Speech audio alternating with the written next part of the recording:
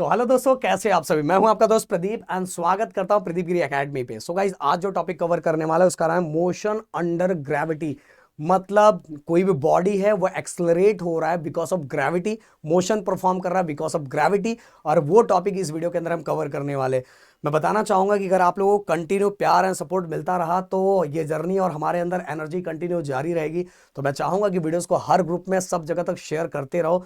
Analytical पे जब देखते हैं, आपके कमेंट को देखते हैं, आपके रिस्पांस को देखते हैं, तो गाइस अंदर एनर्जी आ जाता है। क्योंकि इतना काम करने के बाद आप देखोगे कि आँख एकदम रेड हो गया। अभी कंटिन्यू सुबह से, आज मैं जिस दिन ये रिकॉर्ड कर रहा हूँ संडे है, और सुबह 6:30 से मैं राहुल सर भी अभी स्टूडियो में काम कर रहा है और कंटिन्यू काम चल रहा है। और बीच में लाइट चला जाता है, बीच में कंटिन्यू काम हो रहा है, पर हम रुक नहीं रहे गाइस। तो आप लोगों के, आप ही लोग हमारे एनर्जी ड्रिंक हो, तो कंटिन्यू एनर्जी ड्रिंक देते रहना। अगर आप में से कोई नया हो तो प्लीज चैनल को सब्सक्राइब जरूर कर देना। दूसरी बात गाइस, ऐप पे ऑलरेडी बहुत अच्छा कोर्स बनाया गया है। आप ऐप पे विजिट कर सकते हो। डिस्क्रिप्शन में 3 नंबर दिया, कोर्सेज से रिलेटेड कोई अगर डाउट है तो कॉल कर सकते हो, कॉल करके क्वेरी पूछ सकते हो। और दूसरी बात गाइस, वहां यूनिवर्सिटी वाइज बहुत सारे एक्स्ट्रा क्वेश्चन करवाए गए हैं। मैकेनिक्स में जितनी अच्छी प्रैक्टिस कर पाओगे उतना अच्छा स्कोर बढ़ता है गाइस। तो अभी भी आपके पास टाइम है, अभी फटाफट विजिट करो। विजिट करके फटाफट चीजों को कंप्लीट करके प्रैक्टिस करना स्टार्ट करो। तो चलो स्टार्ट करते हैं motion under gravity. Motion under gravity guys, ज्यादा इसमें कंफ्यूज करने वाली बातें नहीं है। बहुत सारी चीजें एक्स्ट्रा कर लेने पे आप बहुत ज्यादा कंफ्यूज हो जाओगे। कुल मिला के हम वही 3 kinematic equation, S equal to u t plus half a t square, okay. हम ए को जी नहीं करेंगे, बिल्कुल चेंज नहीं करेंगे, हम उसी तरह से, बस हमें न्यूमेरिकल, देखो आप ज्यादा न्यूमेरिकल सॉल्व करने पे ज्यादा फोकस करना चाहिए। बेसिक चीजें आपको याद होना चाहिए जिससे आप चीजें बहुत आराम से सॉल्व कर पाओगे। तो बेसिक चीजें, बेसिक स्टैंडर्ड फॉर्मूला मैं यहां लगता हूं। दूसरा v equal to u plus a t, v square equal to u square plus 2as, okay. अब देखो, इस बस इतना आप याद रखो कि जब बॉडी ऊपर जा रही है, तो वहां एक्सेलरेशन ड्यू टू ग्रेविटी, मतलब वो ए जो हम ए लिखो या जी लिखो, दोनों में से कोई भी लिख दोगे आपको मार्क्स पूरा मिलेगा, इसका टेंशन नहीं लेना। तो अगर कोई बॉडी ऊपर जा रही है तो आपको क्या लेना है, माइनस में लेना है, माइनस में जी लेना है। अगर कोई बॉडी ऊपर से नीचे आ रही है तो आपको क्या लेना है, प्लस में जी लेना है। ये दिमाग में बस रखना। ऊपर जा रही है तो किस में लेना, माइनस में। ऊपर से नीचे आ रहा है तो किस में लेना, प्लस में लेना। तो चलो एक न्यूमेरिकल सॉल्व करते हैं हम लोग। A stone is thrown vertically upward and return to the ground in 6 second. एक स्टोन को हमने ऊपर की तरफ थ्रो किया, ऊपर से थ्रो करने के बाद वो ऊपर से वापस नीचे आया और कितने सेकंड में आया, 6 सेकंड के अंदर आया। Find how high does the stone go and it's initial velocity of the projection. हमें दो चीजें फाइंड करनी, कितना हमने स्टोन को जो ऊपर फेंका है तो कितना ऊपर वो जाएगा, कितना एच मैक्स होगा, कितना हाइट ऊपर तक जा सकता है। और साथ में गाइस इसकी इनिशियल वेलोसिटी कितनी है, ओके। जो स्टोन को हमने फेंका उसकी स्टार्टिंग की वेलोसिटी कितनी है, वो हमें क्या करना है, फाइंड करना है। तो चलो, और देखो ज्यादा नहीं सोचने का। पहली बात तो हम फाइंड करेंगे क्योंकि हमें इनिशियल वेलोसिटी फाइंड करनी है। तो बॉडी स्टार्ट टू एंडिंग जहां तक पहुंचा है वो पहला वाला स्टेज, पूरा स्टेज हम लेंगे, और उस स्टेज के अंदर जो जो कंडीशन हमें दिया है वो कंडीशन बस हम पुट करेंगे। तो from A to C, stone starting जहां से गया और जहां से स्टार्ट हुआ और जहां गया, पूरा कंडीशन। और ज्यादा सोचना नहीं, पहले आप यहाँ जो जो दिया हुआ इससे रिलेटेड वो लिख लो, फिर अपने आप समझ में आ जाएगा। और तीन इक्वेशन हो, 3 इक्वेशन को बाजू में लिख लिया करो और कंपैरिजन कर लिया करो कि यार कौन सा पुट करने पर अपना आंसर आ जाएगा, आपको अपने आप चीजें दिख जाएगी। तो ए टू सी के अंदर हमें क्या क्या दिया हुआ, सबसे पहले टाइम टोटल दिया हुआ है कि ग्राउंड तक पहुंचने के लिए उसको वापस कितना टाइम लग रहा है, 6 सेकंड, ये दिया हुआ है। और साथ में गाइस हमें एक चीज और, कि अगर कोई इनिशियल और फाइनल सेम है तो वहां डिस्प्लेसमेंट 0 हो जाता है। ये 9th स्टैंडर्ड में हमने पढ़ा था, इसलिए यहाँ डिस्प्लेसमेंट भी एस इक्वल टू 0 ले लो। और इनिशियल वेलोसिटी तो अपने को फाइंड करना, वैसे इनिशियल फाइनल तो सेम हो रहा है बट हम इनिशियल ही लिखेंगे, ज्यादा कंफ्यूजन क्रिएट नहीं करेंगे। और साथ में और अपने को और कुछ दिया हुआ है, और कुछ नहीं दिया है, एस दिया हुआ, टी दिया है, यू दिया हुआ है।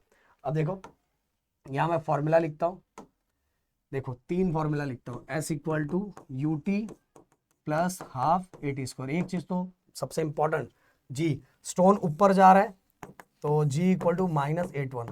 मतलब अगर स्टोन को मैं ऊपर की तरफ फेंक रहा हूं तो यहाँ क्या हो जाएगा, माइनस। और एक चीज, अगर किसी भी चीज को मैं थ्रो कर रहा हूं तो उसकी इनिशियल वेलोसिटी 0 नहीं होगी गाइस, समझ में, वो ऊपर जाके 0 होगा, फाइनल में 0 होगा, इनिशियल में उसका 0 नहीं होने वाला। बट अपने को क्या फाइंड करना है, अपने को इनिशियल वेलोसिटी फाइंड करना है ना। तो ध्यान, जब ये यहां से यहां जाएगा तब 0 होगा, 0 होगा तो ही तो नीचे आएगा ना, बट अपने को वो सोचना ही नहीं है। अपने को क्या सोचना है, अपने को इनिशियल वेलोसिटी। तो देखो ये अपने को दिया हुआ है, टाइम भी अपने पास है, ये भी अपने पास है, तो u अपना आराम से निकल जाएगा। देखो तो दूसरा वाला इक्वेशन, मतलब जो दूसरा वाला अपने को काइनेमेटिक इक्वेशन दिया उसको कंपैरिजन करने की जरूरत ही नहीं, पहले वाले में ही हमें मिल गया। तो s equal to u t plus half g, लिखना है तो जी भी लिख सकते हो आप, चलो मैं जी ही लिख देता हूँ, जी टी स्क्वायर, क्या बात है। अब गाइस सबकी वैल्यू रखो, ये है 0 u इंटू 8 नहीं 6 है, सॉरी 6 टाइम है, प्लस 9.8 9.81 इंटू टी 6 का स्क्वायर। अब 0 6u प्लस माइनस माइनस 1/2 9.81 6 का स्क्वायर 36। बस अब कैलकुलेटर उठाओ, असली मजा तो कैलकुलेटर का ही है। चलो बड़ा से कितना है 6, u को आप क्या करके लेना, x लेके लेना, क्योंकि u तो आपने उसमें है नहीं ना, तो multiply x minus 0.5 into 9.8 into 36, तो आंसर आ गया 29.4। तो u की वैल्यू क्या आ गई गाइस, 29.4 मीटर पर सेकेंड। तो ये हमारा इनिशियल वेलोसिटी मिल गया। अब हमें क्या फाइंड करना है गाइस, हमें क्या फाइंड करना है, हमें फाइंड करना है फाइनल वेलोसिटी। फाइनल वेलोसिटी नहीं, कि ये स्टोन को हमने नीचे से ऊपर फेंका तो कितना ऊपर गया, वो कंडीशन फाइंड करना है। मतलब हमारा पहला वाला स्टेज हमने देख लिया, ए टू सी फाइंड किया। अब दूसरा स्टेज हमें ए टू बी में फाइंड करना है, तो ए टू बी पहले लिखो और देखो उसके अंदर अपने को क्या क्या दिया हुआ है। From A to B comparison करो, सबसे पहले क्या क्या दिया हुआ है ए टू बी। तो गाइस ध्यान से, सबसे पहले इनिशियल वेलोसिटी ऑलरेडी आपने को मिल चुका है 29.4 और साथ में, और देखो नीचे से ऊपर जा रहा है तो हमें जी भी पता है 9.81 माइनस, और साथ में टी तो अपने को पता नहीं है, और फाइनल वेलोसिटी तो 0 हो जाएगा, क्योंकि अगर ऑब्जेक्ट यहाँ से यहाँ जा रहा है तो v इक्वल टू 0 हो जाएगा। और अपने को क्या फाइंड करना है, अपने को फाइंड करना है s मतलब h, ये फाइंड करना है। तो देखो अब इसके अंदर t तो दिया नहीं है कि यहाँ से यहाँ पहुँचेंगे कितना टाइम है, तो अपने पास फॉर्मूला कौन सा है जिसके अंदर t नहीं है, वो कौन सा फॉर्मूला है भाई, एक ही फॉर्मूला है जिसके अंदर t नहीं है, v square u square plus 2as, या तो g भी लिख दो आप, g के पीछे अगर पढ़े हो तो gs, और s के जगह भी h भी लिख सकते हो, कि h के जगह हाइट की बात करें तो लिखना लिख सकते हो, और ऐसे लिखोगे तो भी मार्क्स मिलेगा। तो बॉडी यहां से ऊपर जा रही है तो ये फाइनल वेलोसिटी 0 होगा तो ही नीचे आएगा ना, तो ए टू बी की बात करो तो फाइनल वेलोसिटी क्या हो गया 0।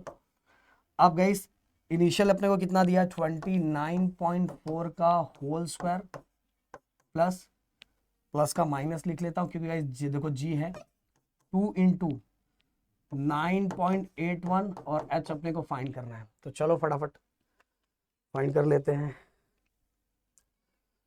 0 इक्वल 29.4 का square minus 2 into 9.81 into h, तो आंसर आ गया 44। तो हाइट इक्वल टू 44.055 मीटर, इसमें है सेकंड, हाँ ओके। सो गाइस ये हमने फाइंड कर लिया। तो गाइस इसी तरह के जो क्वेश्चंस आते हैं उसमें एक चीज याद रखा करो, अब सबसे पहले जो आपको स्टेज दिया वो स्टेज के अंदर क्या क्या कंडीशन दिया है वो कंडीशन पहले लिख लो।